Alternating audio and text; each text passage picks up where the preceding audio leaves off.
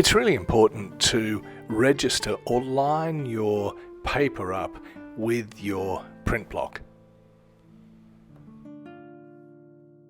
This will allow the print to be registered or justified and placed exactly where you want it on the paper.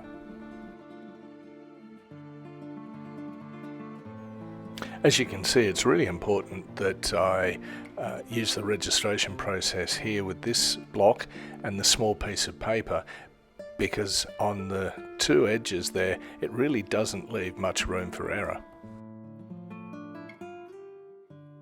Also, the use of one or two thicknesses of masking tape laid down on two sides allows the plate and the paper to be pushed up into the corner and located in exactly the same place each time.